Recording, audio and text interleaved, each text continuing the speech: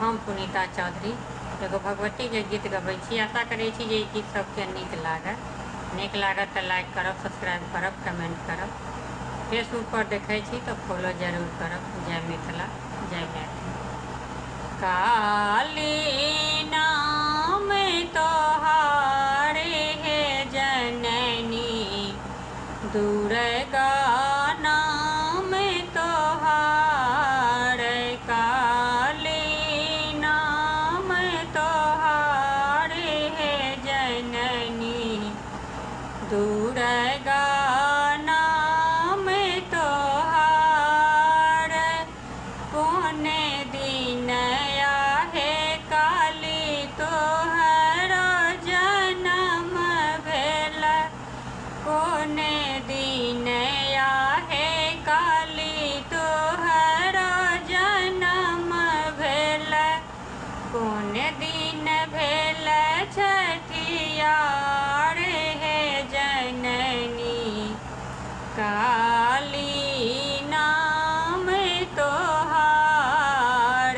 दुर्गा नाम तोहार हे जननी, काली नाम तोहार।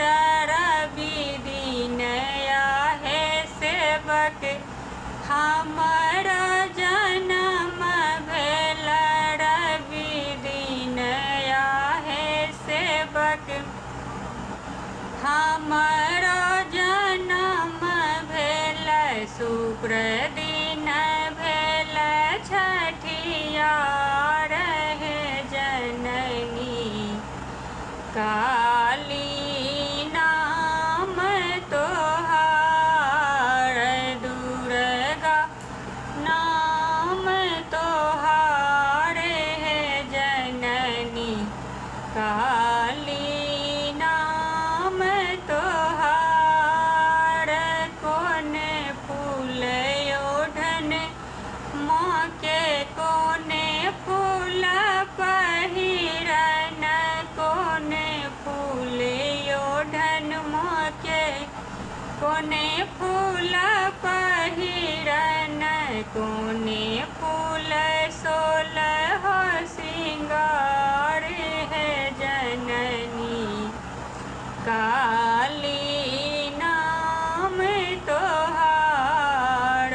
दुर्गा नाम तोहार है जननी, काली नाम तोहार।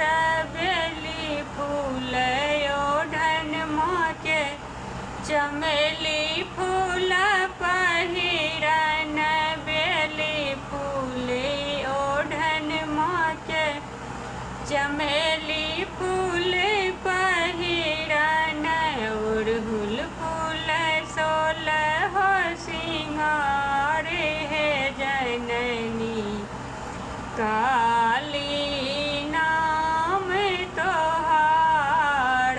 दुर्गा नाम तोहार है जननी, काली नाम तोहार। पहिरी ओढ़िए काली ठाढ़ भेली गहबर, पहिरी ओढ़िए काली ठाढ़ भेली गहबर।